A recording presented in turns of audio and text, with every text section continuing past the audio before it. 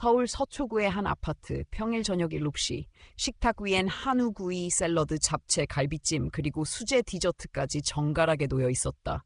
음식 대부분은 진이가 직접 장을 보고 손질하고 몇 시간을 들여 준비한 것이었다.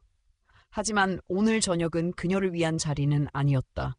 그녀는 단지 도움이 필요해서 잠깐 들렀다는 이유로 부엌에 서 있었고, 식탁엔 남편 서준, 시어머니, 시아버지, 그리고 대학 졸업을 앞둔 아들 도연과 그 여자친구가 앉아 있었다.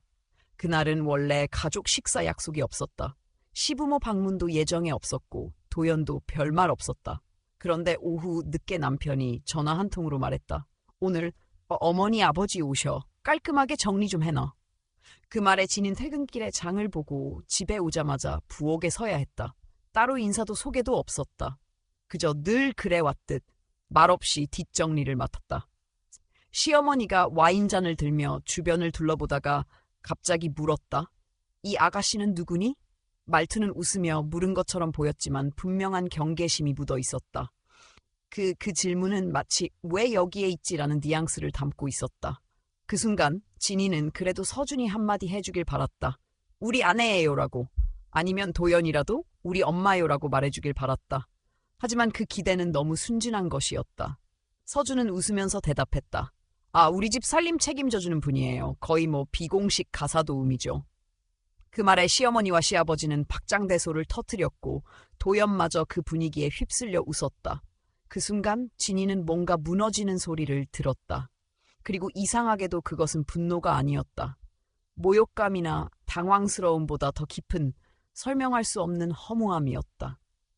자신이 직접 고른 와인 한 병을 부엌으로 가져오던 길이었는데 그 와인이 놓인 식탁에서 자신은 초대조차 받지 못한 손님이었다. 아니, 손님조차 아니었다. 진희는 아무 말도 하지 않았다. 부엌 구석에 놓인 빈 병을 조용히 내려놓고 가볍게 고개를 끄덕이며 조용히 자리를 빠져나왔다. 문틈 사이로 여전히 웃음소리가 들려왔고 아무도 그녀의 뒷모습을 신경 쓰지 않았다. 그 자리에 있던 누구도 그녀를 위해 말을 던지지 않았다. 심지어 도현조차 저 사람 제 엄마입니다 라는 단 한마디가 그렇게 어려운 일이었을까? 진이는 그것조차 기대한 자신이 어리석었다는 걸 깨달았다. 밤새 진이는 잠을 이루지 못했다. 침대에 누워 천장을 바라보 지난 20년을 되짚었다. 서준과 결혼하기 전 직장을 다니며 모아둔 돈으로 아파트 계약금을 넣었고 도연을 임신했을 때는 안정적인 수입을 위해 다니던 회사를 그만두었다. 서준은 박사 과정을 마치느라 한동안 수입이 없었고 육아는 온전히 그녀의 몫이었다. 시댁에서는 아무런 도움도 없었고 오히려 육아 방식에 대해 간섭만 많았다. 그때마다 그녀는 참았다. 도연만은 잘 자라길 바랐기 때문이다. 그래서 밤늦게 청소 용역을 나가고 새벽엔 마트에서 물류 아르바이트를 했다. 그렇게 버틴 덕분에 대출 이자도 제때 내고 도연의 학비도 마련할 수 있었다. 그런데 지금 그녀는 그들이 웃는 자리에서 조롱당하고 있었다. 아무도 그녀의 이름을 부르지 않았다. 그녀는 단지 가사도우미였고 살림하는 여자였다. 그날 밤 진이는 삶 전체가 허상처럼 느껴졌다. 그녀는 가족이라는 울타리를 지켜왔다고 생각했지만 알고 보니 그 울타리 속에서 혼자만 희생하며 살아온 것이었다. 남편도 아들도 그녀를 한 사람으로서 바라보지 않았다.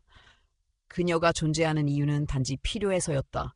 음식을 차려주고 청소를 해주고 조용히 사라지는 사람. 진이는 깨달았다. 이건 단순한 모욕이 아니었다. 삶 전체가 부정당한 순간이었다. 그리고 그 순간 마음 한켠에서 조용히 무언가가 꺾였다.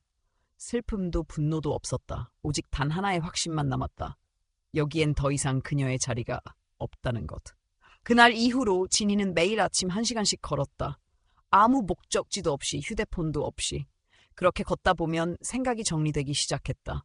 모든 시작점은 한순간이었다. 시어머니의 말 한마디.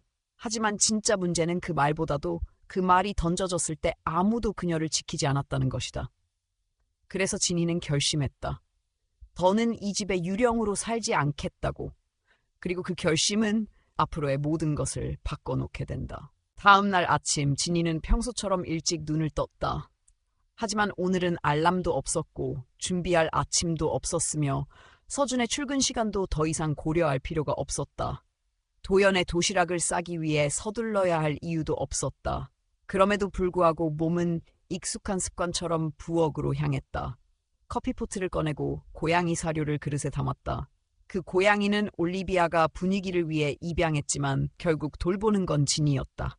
부엌 창밖으론 아직 햇살이 들기 전에 어스름한 아침이 있었다. 진이는 조용히 싱크대 위 서랍을 열었다. 그 안에는 여러 개의 열쇠가 묶인 고리가 있었다. 현관, 우편함, 주차장, 창고, 그리고 도연의 자전거 열쇠까지. 그 열쇠들을 천천히 꺼내 식탁 위에 올려놓았다. 잠시 후 올리비아가 요가복 차림으로 내려왔다. 휴대폰 화면을 보며 아무 말 없이 부엌으로 들어섰다. 커피 머신 앞에서 멈춰서다가 진희를 발견하곤 무심하게 물었다. 이게 뭐예요? 진희는 그녀를 향해 조용히 미소 지었다.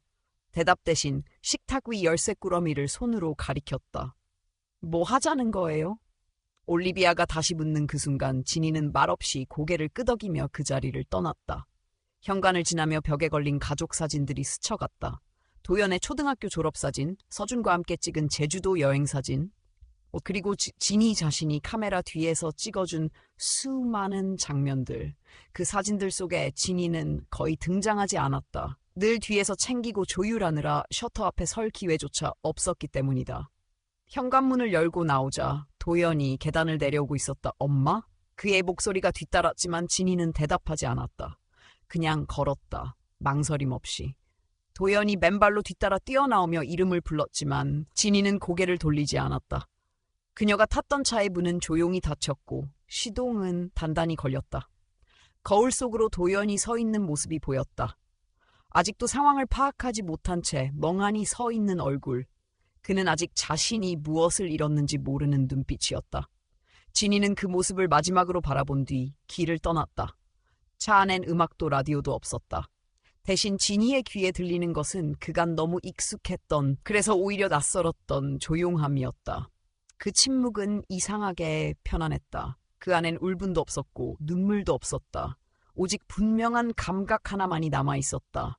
끝났다는 감각. 그리고 이제 나는 시작할 수 있다는 예감. 진이가 향한 곳은 인천 변두리에 있는 오래된 단독주택이었다. 고모 선자가 생전에 살았던 집이었다. 10년 넘게 비워져 있었지만 기본적인 전기와 수도는 여전히 연결되어 있었다. 바닥은 삐걱거렸고 벽지는 바랬으며 커튼은 오래된 먼지를 안고 있었다. 그 집 안에 들어선 진이는 가방 하나만을 식탁 위에 놓았다. 짐은 없었고 가져온 건 고작 지갑과 오래된 코트 하나뿐이었다. 그 코트는 도연을 병원에서 안고 처음 집으로 왔던 날 입었던 옷이었다. 진이는 첫날 밤을 거실 소파에서 보냈다.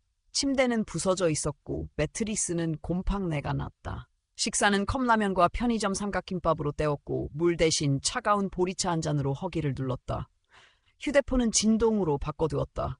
하지만 아무런 연락도 오지 않았다. 도연도, 서준도, 올리비아도 누구 하나 그녀의 안부를 묻지 않았다. 진이는 그것에 놀라지 않았다. 오히려 예상했던 대로였다.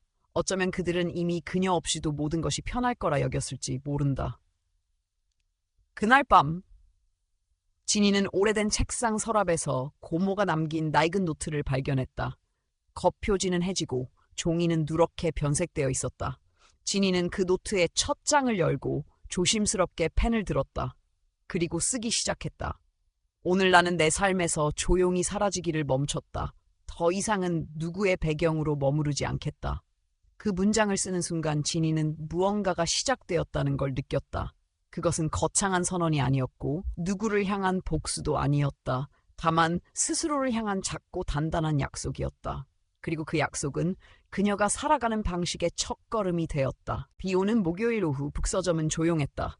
진이는 오늘도 거리 끝 벤치에 앉아 있었다. 우산을 들고 있지도 않았고 옷도 얇았다. 하지만 그녀는 움직이지 않았다.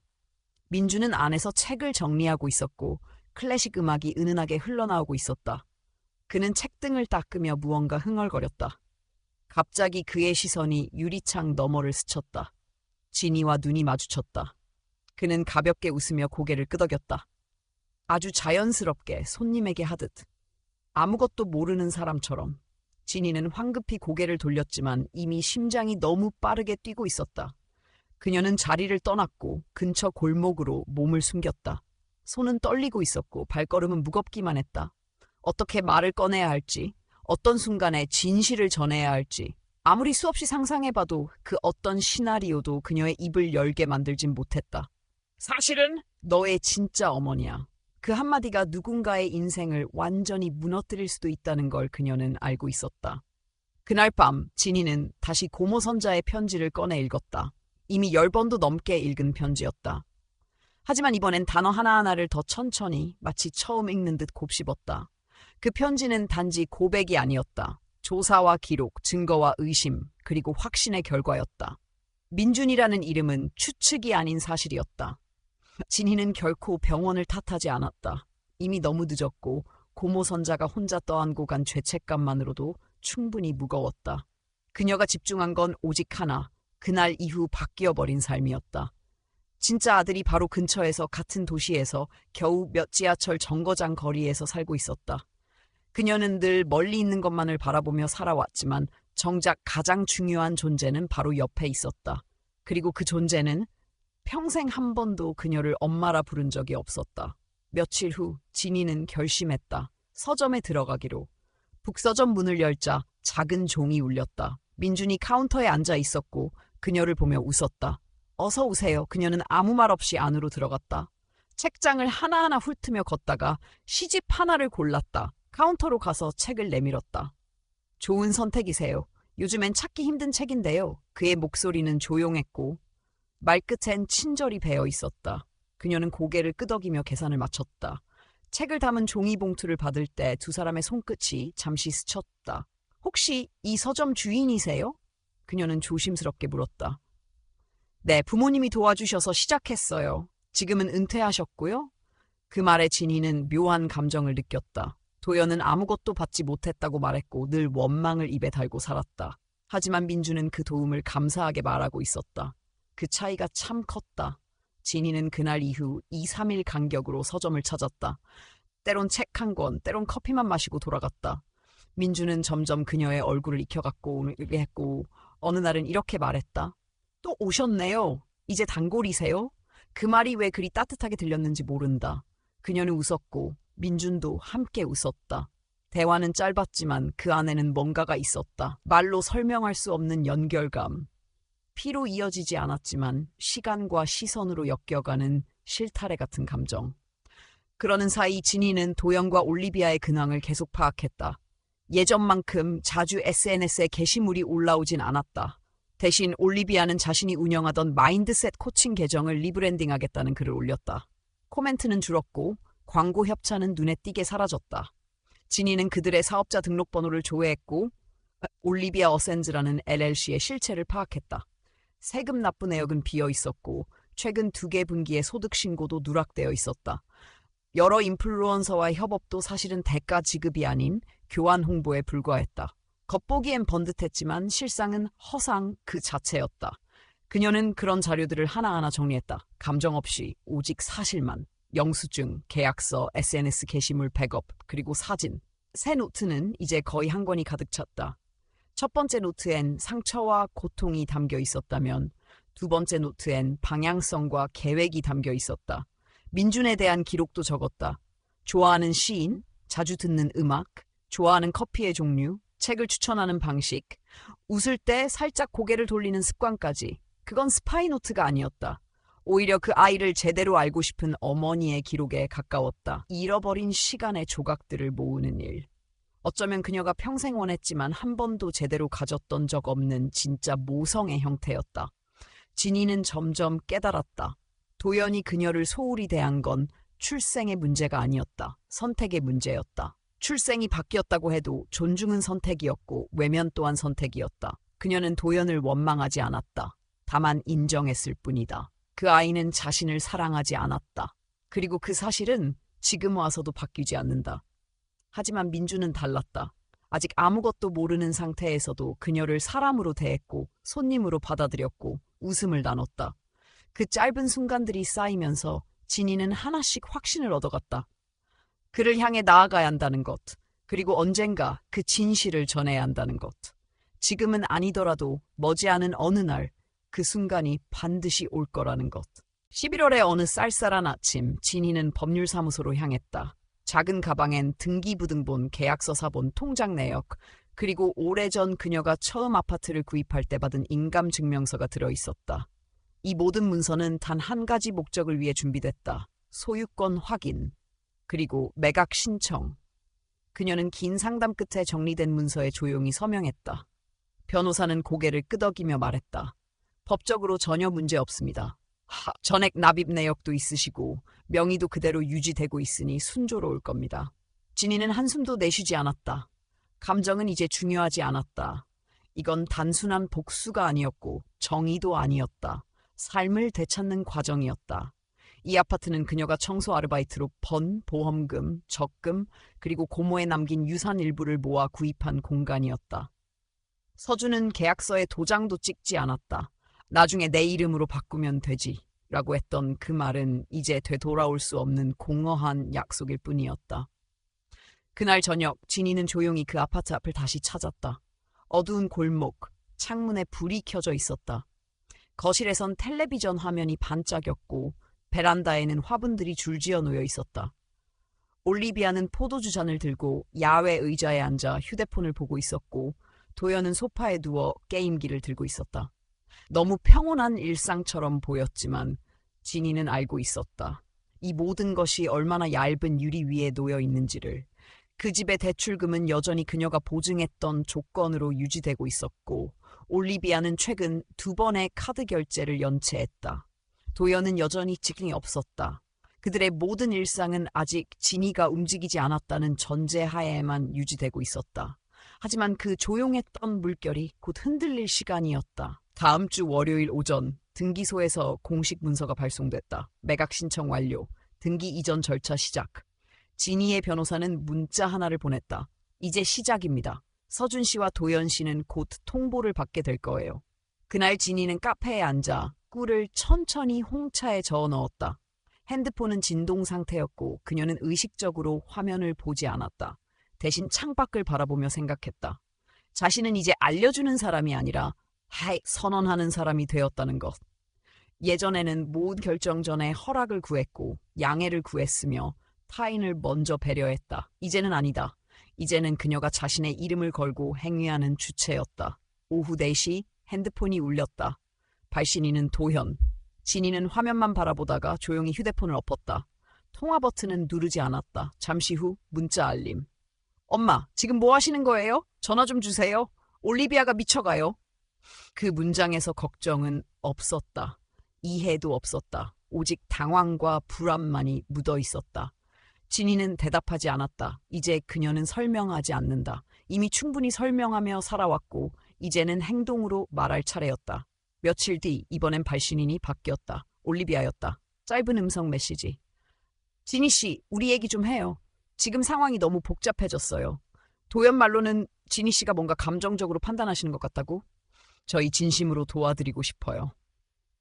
그 말에 진희는 무음으로 저장해두었던 웃음이 나올 뻔했다. 도와주겠다. 정말로 그들이 언제 한 번이라도 그녀를 도우려 했던 적이 있었을까? 온갖 명목으로 그녀의 이름을 사용했고 카드로 비용을 썼으며 명의만 이용해 대출을 받았던 그들이 그러면서도 그녀를 살림만 하는 사람으로 혹은 늘 도와주는 존재로만 생각했던 그들이 진희는 올리비아의 메시지를 다시 재생하지 않았다. 삭제하지도 않았다. 그냥 그대로 놔뒀다. 그대로 두는 것이야말로 가장 단단한 응답이었다. 이틀 후 도연이 진희의 오피스텔 앞에 나타났다. 문 앞 복도에서 조용히 서 있었다. 모자도 쓰지 않았고 머리는 흐트러져 있었다. 손에 들린 휴대폰은 꺼져 있었고 눈동자는 땅만 바라보고 있었다. 한참을 서 있다가 조심스럽게 노크했다. 엄마, 제발! 제발 문 좀 열어줘요. 진희는 문 바로 안쪽에서 조용히 서 있었다.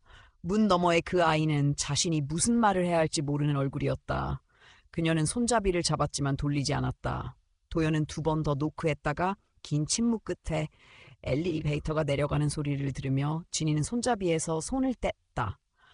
지금까지 수없이 열었던 문, 늘 열려 있었던 문. 하지만 이번엔 아니었다. 일주일 후 부동산 계약이 체결되었다. 매각 완료. 잔금은 한 달 이내 입금 예정. 변호사는 정리된 잔금 내역과 세금 자료를 함께 보냈다. 진이는 이를 확인하고 조용히 고개를 끄덕였다. 모든 건 법적으로, 절차적으로 끝을 향해 가고 있었다. 올리비아는 마지막까지 변호사를 통해 기여도를 주장했지만 증거는 없었다. 변호사는 냉정하게 말했다. 그녀는 투자한 게 없어요. 말만 번지르르 했지 실체는 없습니다. 이 모든 과정을 통해 진이는 깨달았다. 법은 감정을 판결하지 않는다. 그러나 감정 없는 결정을 가능하게 한다. 그리고 그 차가운 판결 속에서 그녀는 처음으로 따뜻한 안도를 느꼈다. 그날 밤 진이는 북서점에 다시 들렀다. 민주는 퇴근 준비를 하던 중이었다. 그녀를 보더니 환히 웃었다. 오늘도 오셨네요. 이젠 진짜 직원처럼 자주 오시네요. 진이는 미소로 대답했고 민주는 문을 열어 안으로 안내했다. 그날은 말이 많지 않았다. 조용히 신간책들을 함께 정리하고 커피를 나눴다. 책 더미 사이에서 민준이 조용히 물었다. 근데 왜 여기에 자주 오세요? 그냥 궁금해서요? 진이는 망설임 없이 대답했다. 그냥 여기 있으면 뭔가 진짜로 존재하는 느낌이 들어서요. 민주는 고개를 끄덕였다. 저도 그래요. 그래서 이 서점을 계속 지키고 있는지도 몰라요. 두 사람은 말없이 책장을 정리했다. 그날의 대화는 짧았지만 오랫동안 남았다. 그리고 그 침묵 속에서 진이는 아주 오래전 잃어버렸던 자기 자신을 조금씩 다시 찾고 있었다. 민준과의 관계는 이름도 없고 정의되지도 않았다. 서로의 삶에 깊숙이 관여하지도 않았지만 진이는 그 짧은 대화와 조용한 시간들 속에서 묘한 안정감을 느꼈다. 마치 아주 오래전부터 알고 있었던 사람처럼 말하지 않아도 통하는 무언가가 있었다. 서점 한쪽에 커피 머신이 있었다. 민준이 직접 내려준 라떼를 마시며 진이는 한동안 아무 말 없이 창밖을 바라보았다. 민준은 책 재고를 정리하다가 고개를 들고 말했다. 이제 가을도 끝나가네요. 이상하게 올해는 더 빨리 지나간 것 같아요. 진이는 고개를 끄덕였다. 맞아요. 뭔가 정리할 것도 많고 비워야 할 것도 많은 계절이죠. 그녀는 최근 자주 그런 생각을 했다. 이 모든 일이 1년 전만 해도 상상조차 하지 못했던 일이라는 것을. 그때는 아침마다 도연의 식사 걱정에 올리비아의 눈치를 보며 살았고 자신이 이 가족의 필수 조건이라고 믿고 싶어 했다. 그러나 이제 그녀는 이 가족이 아니어도 살아갈 수 있다는 것을 알고 있었다. 집 매각 대금은 예정대로 입금되었고 정산이 끝난 후 잔액 일부를 예치한 진이는 나머지를 따로 분리해 보관했다. 변호사는 그녀에게 조심스레 물었다. 혹시 향후 다시 부동산 구매 계획이 있으신가요? 진이는 짧게 웃으며 고개를 저었다. 지금은 계획 없어요. 공간보다 시간과 관계가 더 필요해서요. 그날 밤 진희는 민준과 마주 앉아 찻잔을 사이에 두고 책 이야기를 나눴다. 그녀는 자신도 오래전부터 글을 써왔다고 고백했다. 출판은 아니고요. 그냥 기록이었어요. 제가 어떻게 살아왔는지 잊지 않기 위해. 민주는 고개를 끄기며 말했다. 그런 글이 더 진짜죠. 상처가 말로 남아있다는 건 이미 회복이 시작됐다는 거니까요. 진희는 돌아가는 길에 생각했다. 자신이 누군가와 이런 대화를 다시 나눌 수 있으리라고는 상상하지 못했다. 감정을 억누르며 살아온 시간 속에서 이런 인간적인 연결은 사치라고 여겼다. 하지만 민준과의 대화는 편안했고 무언가를 증명하거나 포장하지 않아도 괜찮았다. 반면 도연과 올리비아는 급격히 무너지고 있었다. SNS 계정은 비공개로 전환되었고 협찬은 중단되었으며 자주 가던 와인바에서도 더 이상 얼굴을 볼 수 없었다. 진이는 직접 그들을 확인하지 않았다. 다만 지인에게 들은 이야기만으로도 충분했다. 요즘 그 집안 분위기 장난 아니래.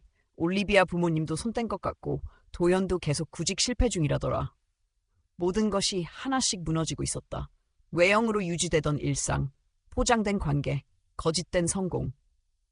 진이는 그것을 지켜보면서도 고소하거나 통쾌한 감정을 느끼지 않았다. 오히려 이상할 정도로 담담했다. 그건 그녀가 원하는 결말이 아니었다. 그녀가 바란 것은 단지 자신이 어떤 대우를 받았는지 그들 스스로가 깨닫는 것이었다. 진이는 노트북을 열어 조용히 타이핑을 시작했다. 그동안 써왔던 손글씨 노트들을 바탕으로 문장들을 하나하나 정리했다. 처음에는 단지 기억을 붙잡기 위해 쓴 글이었지만 이제는 그 기억 속에서 길을 찾기 위한 작업이 되었다. 그녀는 파일 이름을 다음이라고 적었다. 며칠 후 민준이 추천한 문학 강연을 들으러 갔다. 강연이 끝나고 돌아가는 길에 민준이 말했다. 선생님 글 언젠가 보고 싶어요. 느낌이 있어요. 그래, 시간의 무게가 묻어날 것 같아요. 진이는 놀랐다. 자신을 선생님이라고 부른 사람은 오랜만이었다.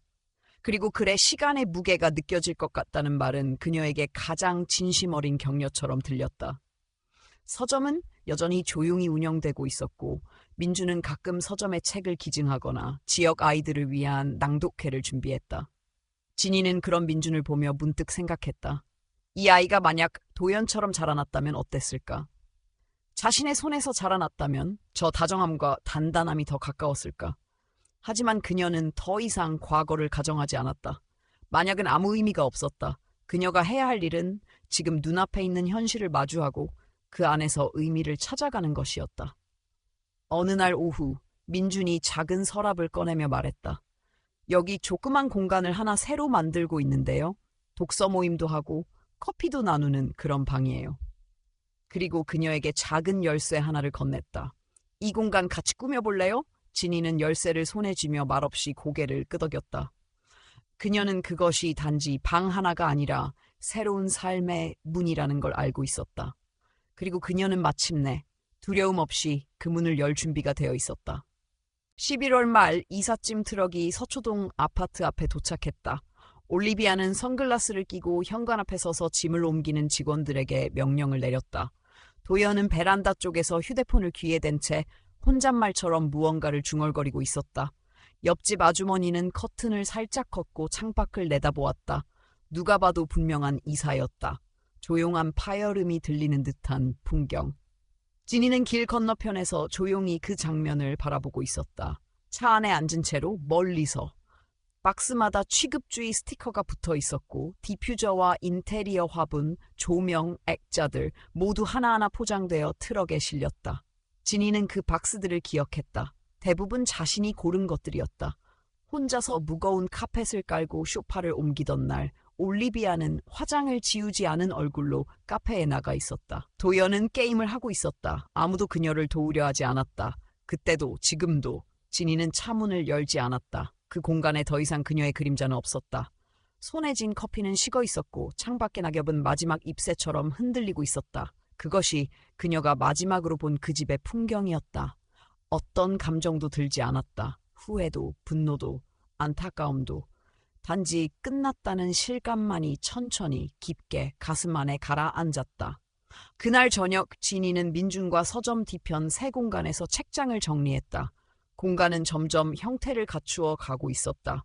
오래된 소파 하나, 티테이블 하나, 그리고 조용한 조명이 있는 작은 방. 민준은 손글씨로 다음 이야기라고 쓴 팻말을 문 위에 걸었다. 진이는 그 문을 열면서 마음속 깊은 어딘가에서 묻혀있던 문장 하나를 떠올렸다. 나는 이제 더 이상 그들의 이야기를 살아주지 않겠다. 다음 날 변호사에게서 연락이 왔다. 아파트 매매대금 일부를 어디에 기부할지 결정했냐는 물음이었다. 진이는 며칠 전부터 고민하고 있던 재단 하나에 계좌번호를 보냈다. 여성자립연대, 가정폭력 생존자와 노년 여성의 자립을 돕는 단체였다. 입금이 완료되었다는 통보가 왔을 때 진이는 노트북 앞에서 조용히 커서를 깜빡이는 문서를 바라보고 있었다. 마지막 문장을 아직 쓰지 못한 채 그녀는 잠시 숨을 고르고 타이핑을 시작했다. 나는 사라진 여자가 아니다. 나는 내 삶을 다시 쥔 사람이다. 그리고 그 문장을 마지막으로 저장 버튼을 눌렀다. 그 주 주말 진이는 북서점 근처 마을 도서관에 갔다. 민준이 함께 가자고 했고 그곳에서 작은 인문학 강연이 열릴 예정이었다. 평소보다 더 많은 사람들이 모여 있었고 민준은 진이에게 자리를 양보해주며 말했다. 이 강연 어머니도 좋아하실 것 같아요. 그 순간 진이는 민준의 말에 조금 놀랐지만 아무 말도 하지 않았다. 어머니, 그 단어는 너무 무겁지도 가볍지도 않게 그녀에게 스며들었다. 강연이 끝난 후 두 사람은 조용히 걸었다. 연남동 골목엔 붉게 물든 은행잎이 바닥을 덮고 있었다. 진이는 민준을 바라보다가 조심스럽게 물었다. 혹시 어릴 때 기억에 남는 사진 같은 거 있어요?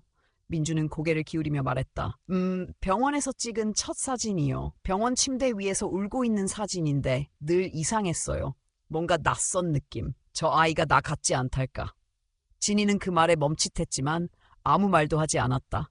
대신 그가 눈치채지 못할 만큼 짧게 숨을 삼켰다. 그날 밤 집에 돌아온 진이는 오래전부터 꺼내지 않았던 봉투를 다시 꺼냈다. 민준의 출생 기록, 병원 교환사고 문서, 고모 선자의 편지, 그리고 DNA 결과서. 그녀는 봉투에 다시 넣지 않았다.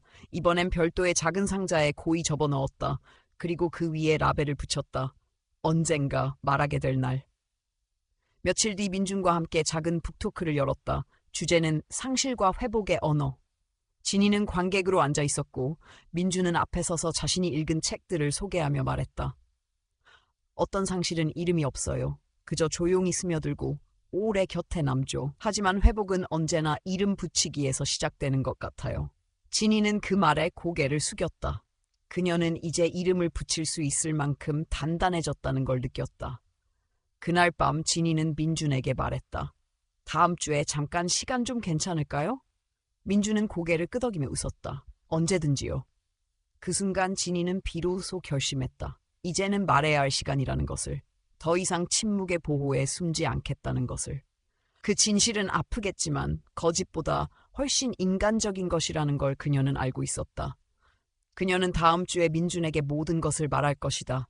자신이 누구였는지, 민준이 누구였는지, 그리고 왜 이토록 오랜 시간이 걸렸는지를. 그건 용기가 아니라 책임이었다. 그리고 그 책임을 진이는 마침내 받아들일 준비가 되어 있었다. 다음 주 수요일 오후 4시. 북서점은 평소보다 조용했다.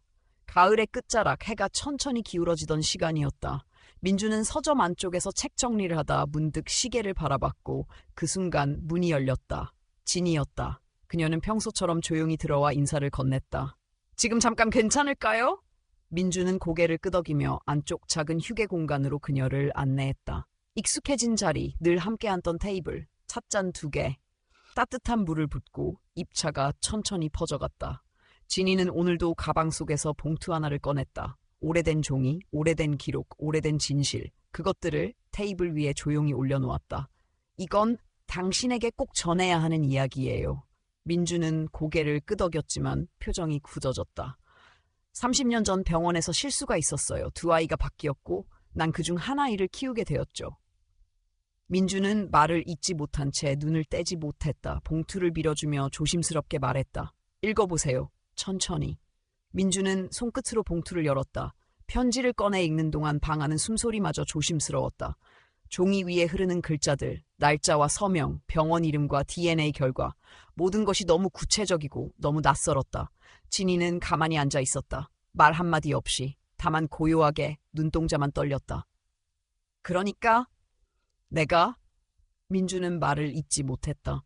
진이는 조용히 고개를 끄덕였다. 그래요. 당신이 내 아들이에요. 그 말이 방 안에 남는 데엔 시간이 필요했다. 공기 중에 감정이 응결되어 흐르지 못하고 머물렀다. 민주는 다시 서류를 바라봤다. 손끝이 떨렸고 입술은 닫힌 채 열리지 않았다.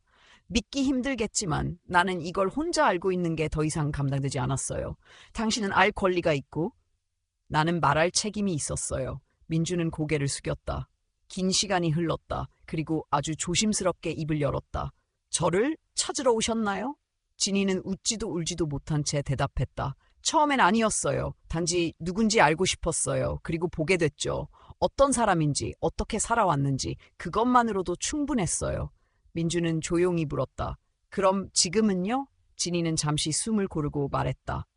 지금은 그냥 한 사람으로서 나를 알아줬으면 해요. 엄마도 가족도 아니어도 좋아요. 단지 나도 당신 인생 어딘가에 작게 남을 수 있다면 그걸로 충분해요. 민주는 손에 들고 있던 편지를 다시 접어 봉투에 넣었다. 눈빛은 여전히 혼란스러웠지만 그 안에는 두려움 대신 무언가 조용한 존중이 자리하고 있었다. 저 당장 정리는 안 될 것 같아요? 괜찮아요? 정리하지 않아도 돼요. 그냥 알고 싶어요. 왜 이렇게 늦게 말하셨어요? 말할 용기가 없었어요. 그리고 내가 당신 삶에 상처가 될까봐 무서웠어요. 민주는 작게 고개를 끄덕였다. 근데요, 오히려 이상하게 편해요. 나를 궁금해한 사람이 있었다는 게. 진이는 처음으로 눈시울이 붉어졌다. 정말 괜찮아요? 민주는 조용히 웃었다. 아직 모르겠어요. 하지만 미워하진 않아요. 그건 확실해요. 그날 두 사람은 더 이상 과거 이야기를 하지 않았다. 대신 책 이야기로 화제를 돌렸다. 민주는 좋아하는 시집을 꺼내 읽어주었고 진이는 가만히 듣기만 했다. 두 사람 사이엔 아직 닿지 못한 시간들이 있었지만 그 공백을 메우겠다는 강박도 없었다. 며칠 후 진이는 옛날 사진들을 정리했다. 도연의 아기 사진, 가족 행사 사진, 케이크를 혼자 들고 웃고 있는 사진.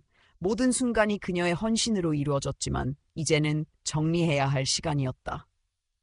사진들을 상자에 담고 그 위에 라벨을 붙였다. 지나간 것, 그러나 나의 일부. 밤늦게 민준에게서 메시지가 왔다. 오늘 고맙습니다.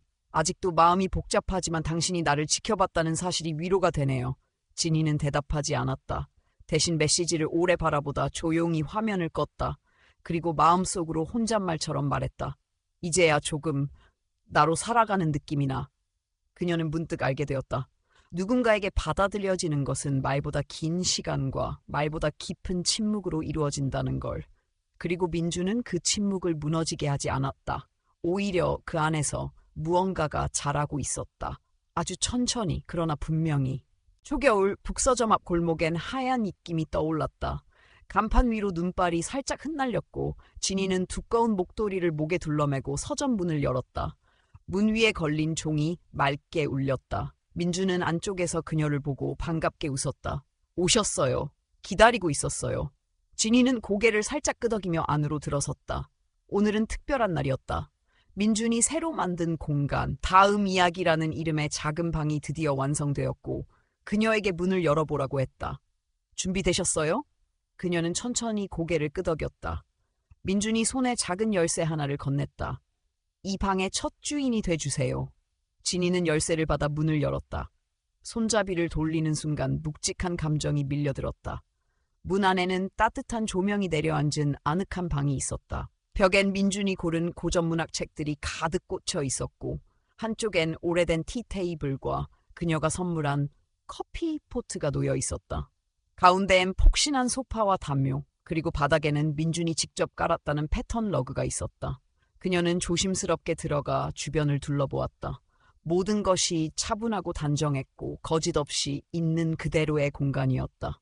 민준이 뒤따라 들어와 조용히 말했다. 이곳을 만들면서 생각했어요. 누군가에게 진짜로 머물 수 있는 공간 하나쯤은 있어야 한다고. 진이는 방 한가운데 서서 아주 오래된 기억들을 꺼냈다. 자신이 살던 집들, 그 안에서 했던 모든 희생들, 누구도 돌아보지 않았던 순간들, 그리고 이제 그 모든 것에서 벗어나 처음으로 자신을 위한 문을 연 지금. 정말 내가 여기 있어도 괜찮을까요? 그녀의 목소리는 낮았지만 분명했다. 민주는 고개를 끄덕이며 말했다. 당신은 이 공간을 만들게 한 사람이니까요. 당연히 있어야죠. 그 순간 진이는 처음으로 자신이 받아들여졌다는 느낌을 받았다. 무언가를 증명하지 않아도 설명하지 않아도 존재 자체로 환영받는 느낌. 그날 밤 서점 문을 닫고 두 사람은 따뜻한 보이차를 나눴다. 창밖에는 눈이 조용히 내리고 있었고 안에는 책과 말과 고요한 이해가 흐르고 있었다. 민준이 말했다. 오늘 아침에 문득 생각났어요. 나를 돌본 사람이 어릴 때부터 한 명 있었던 것 같다고. 늘 멀리서 지켜봐주는 느낌. 지금 생각하니 아마 그게 당신이었던 것 같아요. 진이는 고개를 숙였다. 그 말이 가슴 깊은 곳을 건드렸다. 말로 다 표현할 수 없는 감정. 그 모든 상처와 고독을 지나 마주한 이 따뜻한 인정. 감사해요. 그녀는 조용히 말했다. 그 말 듣고 싶었던 거예요. 평생 동안. 며칠 뒤 진이는 예전에 정리했던 사진들 사이에서 오래된 흑백 사진 한 장을 꺼냈다. 도연이 아기였을 때 찍은 사진이었다.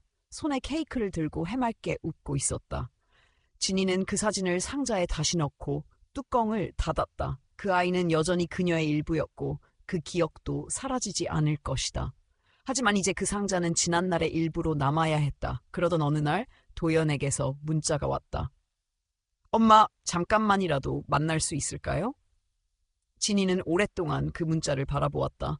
여러 감정이 겹쳐졌지만 그녀는 결국 짤 답장을 썼다. 그래, 한 번쯤은? 작은 공원에서 마주 앉은 도연은 많이 야위어 있었다. 말없이 앉아 있다가 조심스럽게 꺼냈다. 엄마, 나는 그때 너무 어렸어요. 너무 멍청했고 너무 무심했어요. 지금 생각하면 왜 그렇게 말하고 행동했는지 모르겠어요. 진이는 고개를 끄덕였다. 이해해. 사람은 자기가 가진 걸 너무 오래 당연하다고 믿으면 그게 누군가의 희생 위에 있다는 걸 잊게 되거든. 도연은 고개를 숙였다. 지금이라도 진심으로 사과하고 싶어요. 진이는 조용히 말했다. 그래, 고마워. 그 말이면 충분해. 그녀는 더 이상 원망하지 않았다. 상처는 존재했지만 그것이 그녀를 계속 붙잡게 두고 싶지는 않았다. 그날 이후 도연은 가끔 안부를 전해왔고 진이는 짧게 답장을 보내는 정도로 거리를 유지했다. 이제 그녀는 누군가의 인생을 책임져야 하는 존재가 아니었고 오직 자기 삶을 살아갈 한 사람일 뿐이었다. 한 달 후 북서점의 새 공간은 정식으로 문을 열었다. 다음 이야기라는 이름 아래 작은 독서 모임과 치유 글쓰기 프로그램이 시작되었다. 진이는 그 프로그램을 맡았고 처음 만나는 사람들 앞에서 자신이 살아온 이야기의 일부분을 공유했다. 그녀는 말했다. 나는 사라졌던 사람이에요. 누군가의 삶에만 존재하고 나의 이름은 점점 지워졌던 사람. 하지만 어느 날 내가 살아있다는 걸 다시 느꼈고 그날부터 천천히 나로 돌아오기 시작했어요. 그 자리에 앉은 사람들 중 몇몇은 조용히 눈물을 닦았고 누군가는 고개를 깊이 끄덕였다. 진이는 마지막으로 이런 말을 남겼다. 우리 모두는 언젠가 누군가의 그림자였던 적이 있어요. 중요한 건 그 그림자에서 나와 나 자신을 마주하는 순간이 반드시 온다는 거예요. 늦었다고 생각할 때 진짜 이야기는 시작되기도 하니까요. 그리고 진이는 그날 마침내 알고 있었다. 자신이 쓴 글, 살아온 시간, 만들어낸 공간, 그 모든 것이 헛되지 않았음을. 그녀는 더 이상 사라지는 사람이 아니었다. 그녀는 지금 여기에 있었다. 그리고 그녀의 다음 이야기는 이제 막 시작된 참이었다. 오늘의 이야기에 귀 기울여 주신 모든 분들께 진심으로 감사드립니다. 이 긴 여정을 끝까지 함께해 주신 여러분 덕분에 이 이야기는 비로소 완성될 수 있었습니다. 이 이야기에서 우리가 함께 나눈 것은 단순한 한 사람의 고통이나 상처가 아니라 많은 이들이 겪고도 말하지 못한 삶의 단면이었습니다. 가족이라는 이름 아래 감춰진 침묵, 존재를 잃어가는 여성들의 현실, 그리고 그 속에서 다시 자신을 찾아가는 용기. 우리는 모두 크고 작은 방식으로 사라진 사람이었던 적이 있기에 이 이야기는 곧 우리 자신의 이야기이기도 합니다. 삶은 때로 너무 조용해서 우리가 무엇을 잃고 있는지조차 알지 못하게 만듭니다. 하지만 그 침묵 속에서도 자신을 놓지 않고 끝내 자신의 이름을 되찾는 이들의 이야기는 우리 모두에게 큰 위로와 희망이 됩니다. 이 영상이 여러분께 작게나마 울림이 되었기를 바랍니다. 이 이야기를 더 많은 분들과 나눌 수 있도록 좋아요를 눌러주시고 아래 댓글에 느낀 점을 남겨주세요. 그리고 채널을 구독해 주신다면 앞으로도 진심을 담은 이야기로 여러분을 찾아뵙겠습니다. 정말 고맙습니다. 오늘도 당신의 삶을 응원합니다.